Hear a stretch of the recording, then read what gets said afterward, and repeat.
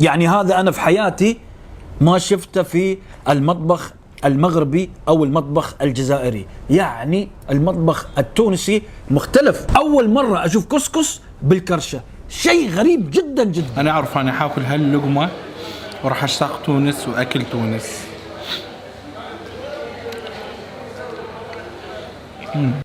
صراحة هيدا الشيء أطيب من لبنان، ما تزعلوا مني يا لبنانية، بس العصير الرمان بتونس أطيب من عصير الرمان بلبنان. Believe it or not. تعالوا النهارده نفطر في احلى مكان في تونس كلها، في سيدي بوسعيد. هنروح قهوه سيدي شبعان صاحبه احلى فيو فيك يا دوله. ادخل معايا كده برجلك اليمين وشوف الفيو. يا أخي عم بهرب من الشغل مشان آكل عجة، شو بدي أعمل؟ يا توينستي هيدي اسمها سحفة هرقمة، في فرق بين لبليبي بالهرقمة وسحفة الهرقمة.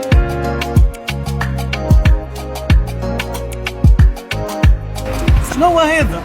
قالوا عرس وقالوا صغار وقالوا يودي سايب عليا يا ولد. نبدأ بالفطور وبعدين بندخل على الغداء. وأحلى تحية وأكبر تحية لأهل تونس، أهلنا وعلى راسنا، تونس الخضراء، تونس الكرم، تونس الضيافة. وهذه العصيدة ما شاء الله، شوفوا من شكله يبين أن فطورهم طيب ولذيذ. يعني يومك لو تاكل هذا ما يحتاج تتغدى بعدها. وما شاء الله هذه العصيدة مكونة من القمح وزبدة وعسل ومكسرات، يعني شيء ما شاء الله. شوفوا الله، شيء مرتب.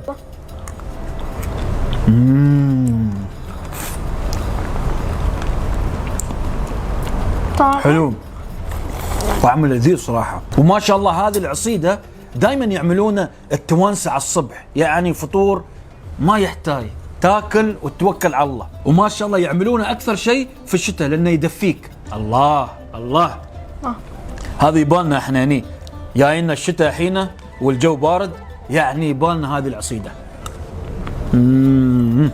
عجيب والله، والله عجيبة. السلام عليكم، شنو الأخبار؟ شلونكم؟ والله وايد اشتقت لكم. كمونية، أكلة الكمونية أكلة رهيبة رهيبة رهيبة رهيبة. كمونية ينطبخ اللحم مع كبدة كمرق، وبعدين آخر شيء نضاف لها الكمون.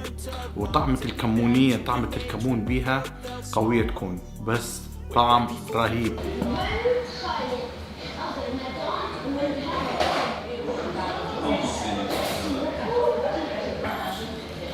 شوي مرق، شوي لحمة، بسم الله.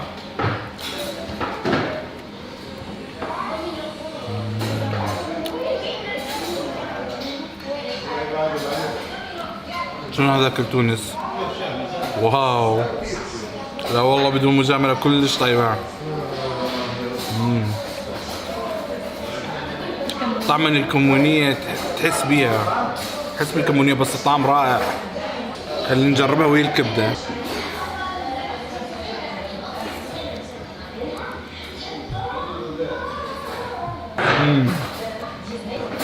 رهيبة رهيبة الكمونية. طبعا وصل الطبق الأشهر والشهير بتونس، العصبان. ما اريد اعطي شيء، اريد اكلها. لا رهيبة رهيبة الكمونية، رهيبة رهيبة رهيبة رهيبة رهيبة كلش. طبعا هو اجاني العصبان، هذا العصبان، هاي الأكلة يأكلوها بالأعياد، يعني بالأعياد تكون عندهم المناسبات الكبيرة، أكلة يعني شهيرة. بس أنا لحد الآن وجاني العصبان وأنا ما جربته، بس لحد الآن يعني مغرم.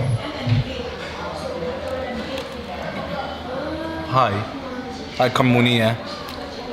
وهذه ما شاء الله الدروع، وهذه طبعا نبتة. الدروع هذه نبتة ينعمل على الفطور ما شاء الله، واكثر شيء يعملونه في الشتاء. طبعا هذا النبتة هذه يبونه من الهند، وشوفوا ما شاء الله الجمال، الله عليه مكسرات، يعني شيء من الاخر. وطبعا هذه الدروع ينعمل ما شاء الله مع ماي او مع حليب. شوفوا الله، شوفوا المكسرات اللي عليه. اوه، يعني اللي بياكل هذا شو بيتريا يعني على اليوم، ما شاء الله.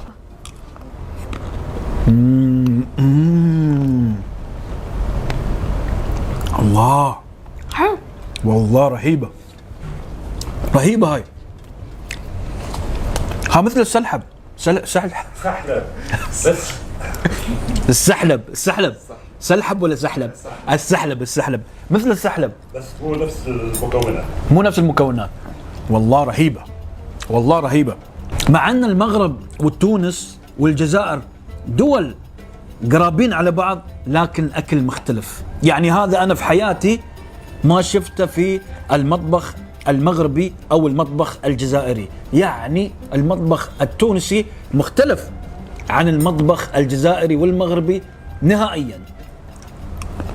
الله، هاي رهيبة هذه كلها فيتامين. والله رهيبة، كلها فيتامين. فل فيتامين ما شاء الله. رهيبة والله رهيبة.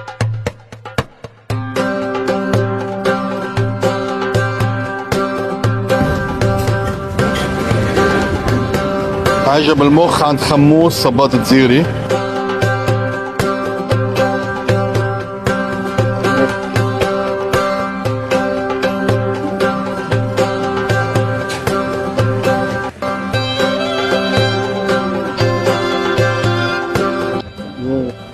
بعد الميتنج تاعولك شو لازم تاكل؟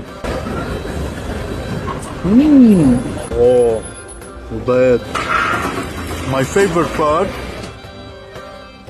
باي ذا واي للبنانية اللي مش عارفين شو هو المخ بتونس هو الانخاعات.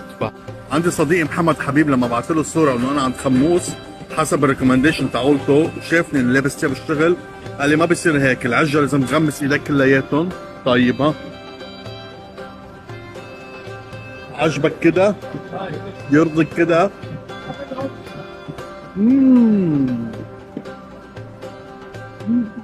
لسه عمارة يا تونس. تفضل شوف قررت اني النهارده افطر فطار تونسي على الفيو الرائع. مش قادره احكي لكم بقى يا جماعه على الفطار التونسي وحلاوه الفطار التونسي. عجة بالمرجاز، والمرجاز يعني سجق عندنا. اما بقى الطبق التاني مقلوب بالسكالوب. وطبعا العجه بالمرجاز لازم تتاكل بالخبز اللي لسه معمول دلوقتي. دي كانت اول تجربه ليا للعجه بالمرجاز، ما تخيلتش خالص الصراحه انها هتكون كده. طبعا احسن حاجه انك تاكل البيض مع المرجاز والزيتون عشان تحس بالفليفرز كلها.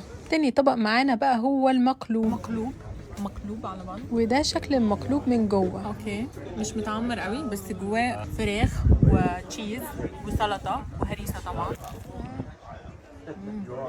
تحفه. الدنيا ابتدت تمطر.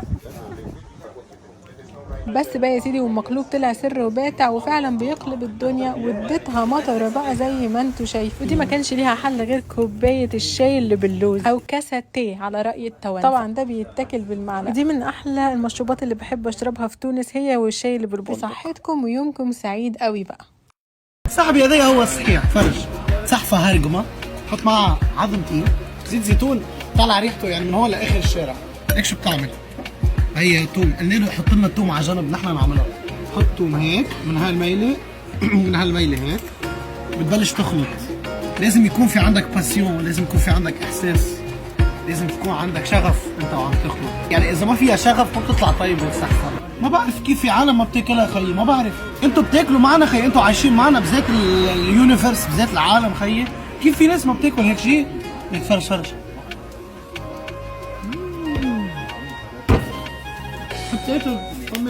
برو يا برو يا برو يا برو يا برو، ودي يزي اعطوني باسبور وريحوني يا ودي سي بون. اصليه. وهذا الكسكس بالكرشه ما شاء الله.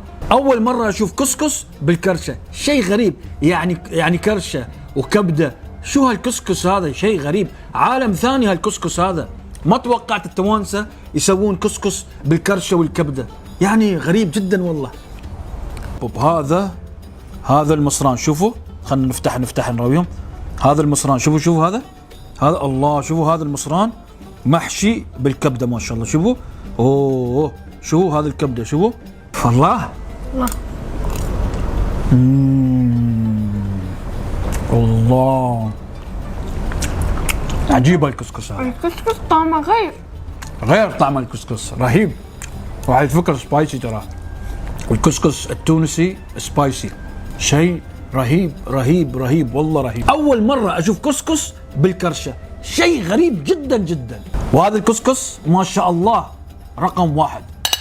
هذه اللي عندي في يدي الاسم ديالها الملاوي. الملاوي واحد الاكله تونسيه عباره عن واحد الملوي تيشدوه تيعمروه وتيلويوه، وهذه هي الملاوي كما كتشوفوا. هنا فيها الحار، شي عامر هنايا بالحار، فيها الهريسه. غنشوفوا العضه الاولى كي دايره. بسم الله. ناضيه والله الا ناضي عندهم هادشي هذا، واعره بزاف، عموريه، تحس بالعضه وازنه. الثمن ديال هاد الملاوه هادي اللي معمره بالشاورما الثمن ديالها 8 دينار. 8 دينار كتعطيك واحد 25 درهم مغربيه، 26 درهم مغربيه، ولكن ممكن انك تاخذ رخيصه الا بغيتي تعمرها على حساب. ممكن بغيتيها سامبل بوحدها، بغيتي فيها غير الفرماج ولا شي حاجه، ولكن انا خديتها عامره بالشاورما كما قلت لكم. ولكن والله الا بنينه بزاف. I swear this is the best street food I've tried in my life. I swear. When I swear, I swear. Unbelievable. ماني متخيل هذا كومبو eggs half cooked مع حمص مع خضار مع spices مع تونة. Unbelievable. No. هذا الشيء المفروض يصير international. والله أنا باخده هذا بعمله بلبنان. I swear this will go crazy. لأنه it's high protein يعني ما في يتزعبر. eggs وحمص وتونة وبهارات. اوكي سو فتفتها صغيره هيك. فتفتها صغيره. اوكي وهي لازم فتفتها انا لحالي. هيدا الفكره كلها يعني. هاي الاكتيفيتي. نكست بعد هيدا شو بنحط؟ بحط لك حمص. الحمص مسلوق غير ما نحن بنسلقه الحمص. بحطه عظم يلي هو بيض. بيض بس بيكون برشت. ما بتاكل حار ابدا. زيرو يعني نقطه. حط له نقطه. العجب نقطه يعني. بس هذا لا كمون. كتر لي كمون لانه حمص وكمون. اكيد هيدي جديده علي. الاكس مع واو وزيت. هذا زيت زيتون. زيت زيتون كتر ما تستحي يعني. ها مور لبناني وزيت الزيتون هي علاقه غرام. توم لبناني بلا توم ما بينفع هذا ابدا. هيدا شو هيدا توم تمام. واو اوكي. هلا لا شكله خبير، شكله عم بضحك علينا انه مش مجربها قبل. والله مش مجربها بحياتي. جود من تحت لفوق. برافو. بس عن اكس شكلها رح تكون مغريه صراحه. ايه لا فيرست امبريشن.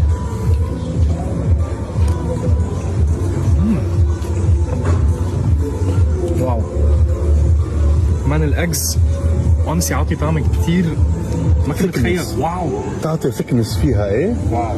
طيب جايز لحظه يعني عم ناكل تونه مع اكس مع حمص مع خضار. ايه بس ديسكليمر انه هي الاكله هيك بلا تونه. خلينا ندوق هالشيء. والله اوكي جايز ما I don't know how it's gonna feel so let me try.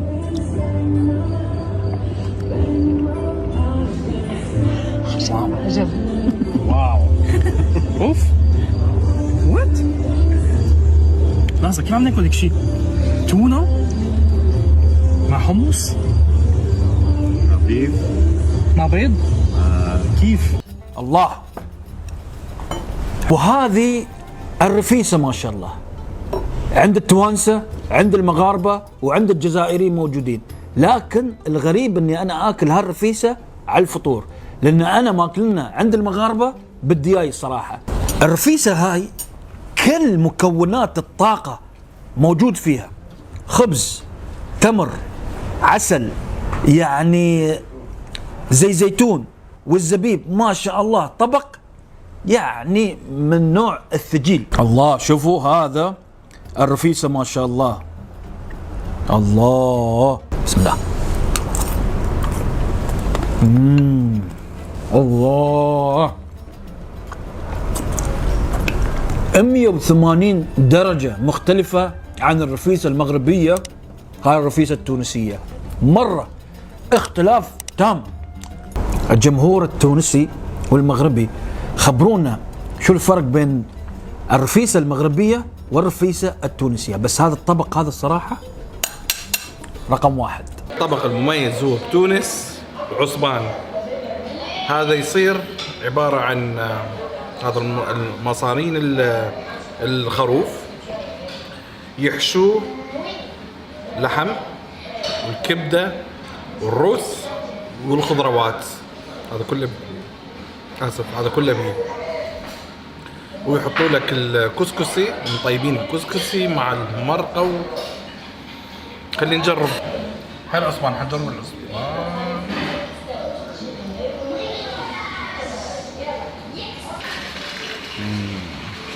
مبين الرز واللحم وكل شيء يعني داخله ببعضها. مبين طعم الخضرة واللحم والكبدة، بس طعم رائع رائع. خلينا نجرب بالكسكسي.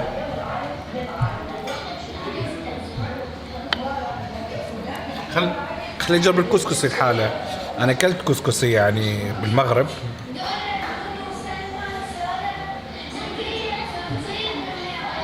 بسم الله الرحمن الرحيم.